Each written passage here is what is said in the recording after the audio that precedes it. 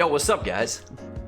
So, a lot of you have been asking about my covenants. And what am I gonna do? What am I soulbinding? What covenant am I gonna pick? Why am I gonna pick it? What are you doing, Markers? So, I'm here to make a video for you guys.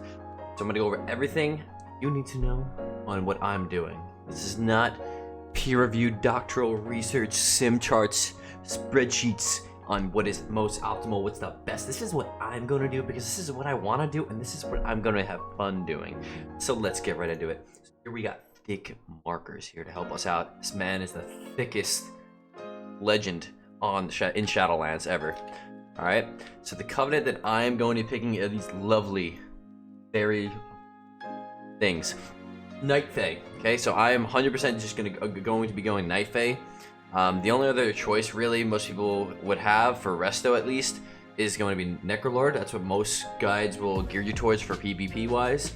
I personally found Necrolord very boring, and I like to do a lot of damage and have fun with it, and Necrolord was just super slow paced and kind of awkward, to be honest. But Night Fae, you get Convoke the Spirits, which randomly hits 12 spells in over 4 seconds. It's a lot of damage, a lot of healing.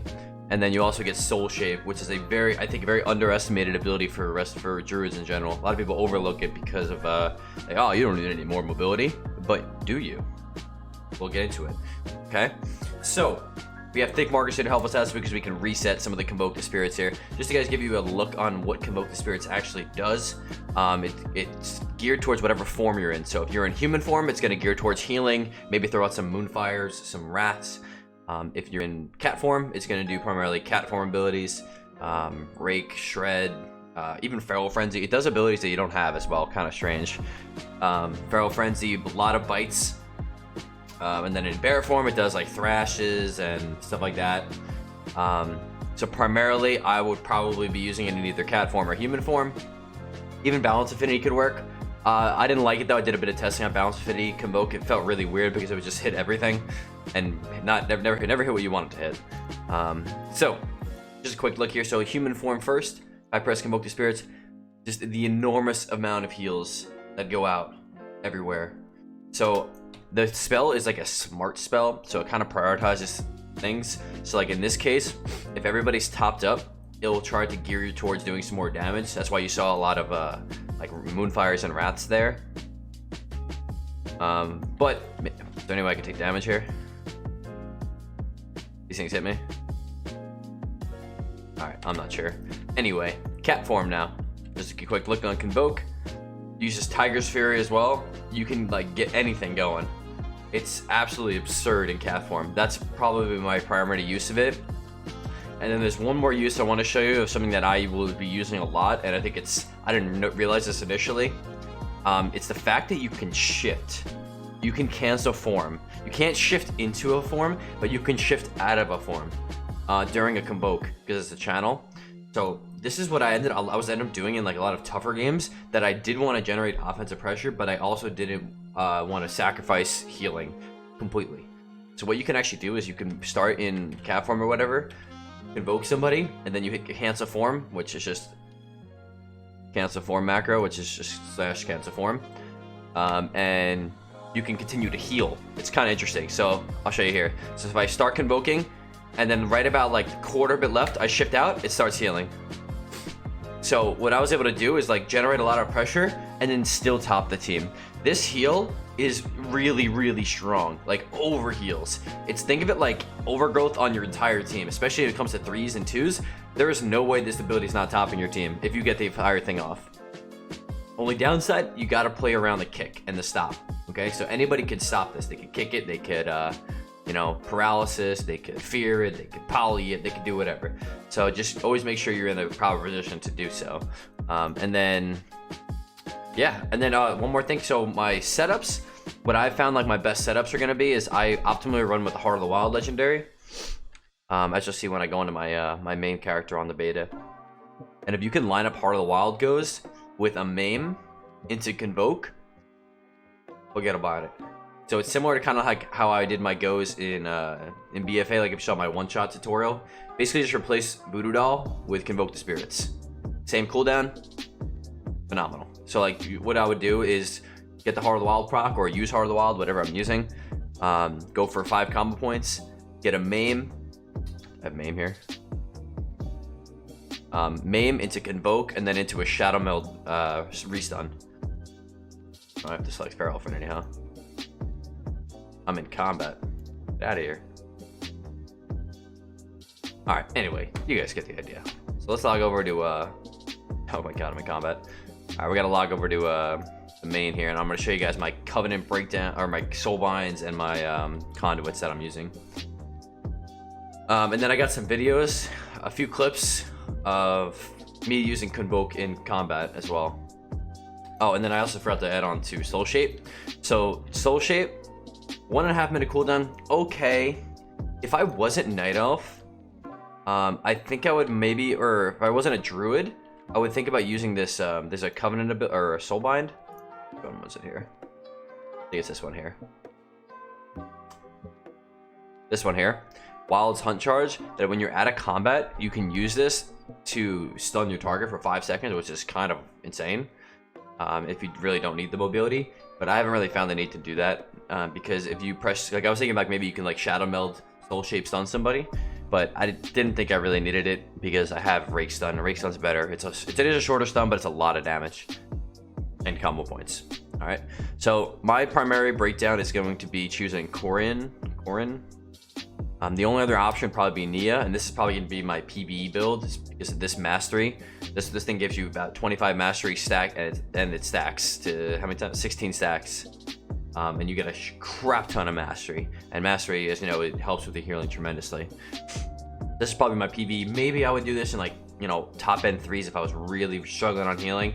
I was like trying to push rating, and I really was having trouble healing through stuff. But I think overall, probably gonna go with Wild Hunt tactics. So when the target's above 75% health, you do 10% more damage.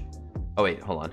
When your damage to targets above 75% health and healing to targets below 35% health is increased by 10%. So that's awesome for me because a lot of my games are a little like risky, like really wonky. So either I'm like pushing and trying to do a lot of damage, and then I have to recover really quickly. So this definitely benefits how I play.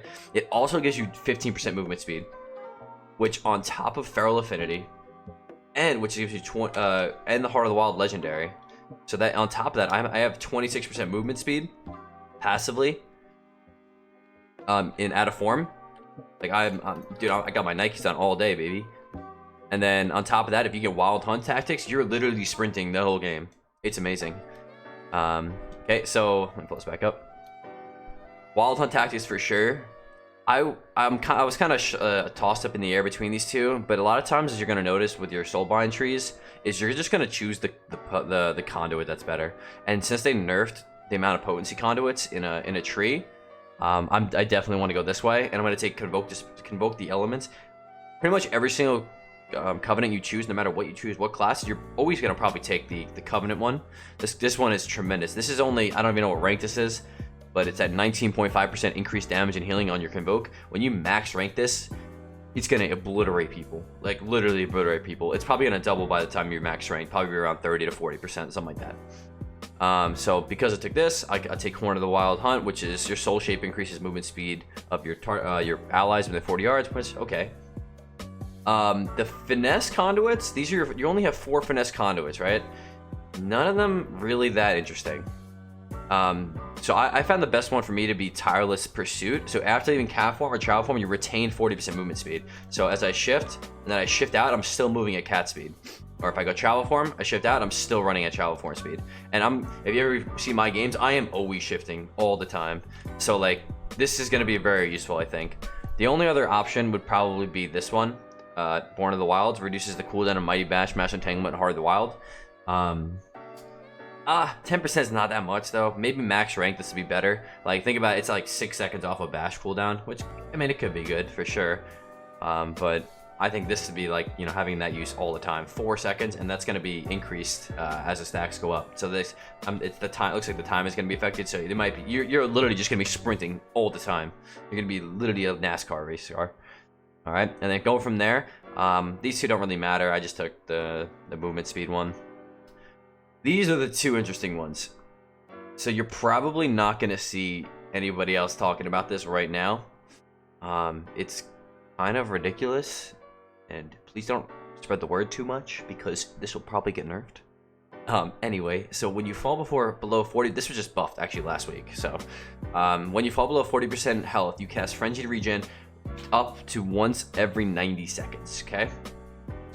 At first glance, you're like, I'm not Guardian, I don't really care. But you do not have to be in bear form. It does not shift you. You do not have to be Guardian Affinity. It can trigger during stuns. Just wait. And then, I was thinking about going another potency conduit, but I was like, wait. What if I go Innate Resolve? Increases your regrowth and frenzied regen on yourself by 15%. And this stacks up to about 28%, I believe, at max rank. Frenzied regen, buffs frenzied regen. This has got to be absurd, right? So, because of that, and then my last one I take was the First Strike. Really, a lot of these you're not gonna your main Soulbind tree is gonna be the most important one, or most Soulbind trait. All the other ones are probably gonna be more dependent on your conduits. But here we go. Let me show you this. This is a tanky dummy. I think it does damage to me, right? Watch my health bar here. I'm gonna move away the second it triggers. Boom.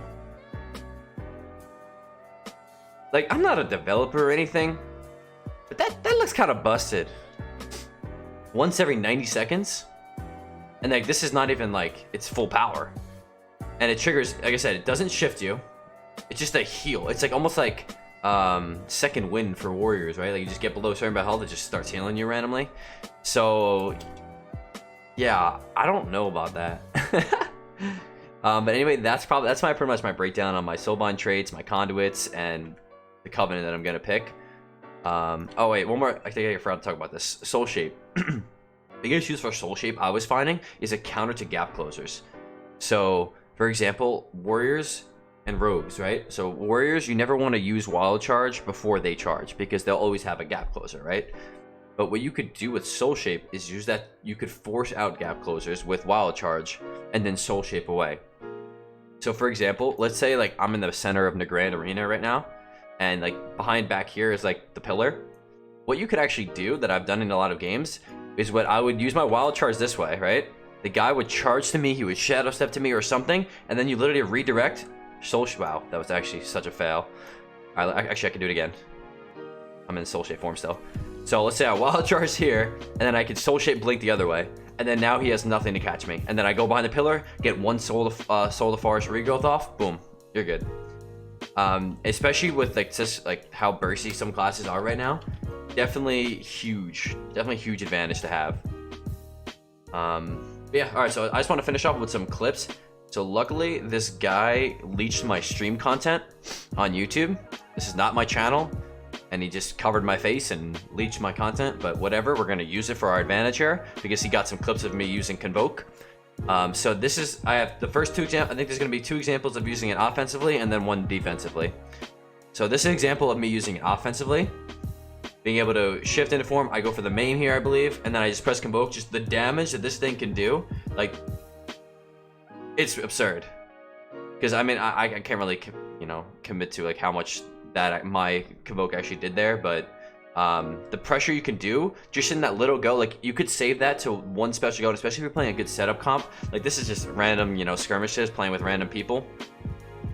But like if you're playing like a good setup comp, like I'm looking to play like God comp a lot, which is a Shadow Priest mage. If you can set up like a poly with a silence and then a maim stun on top of that, when nobody can stop your Convoke, it's gonna pop off real hard, and you can easily win games.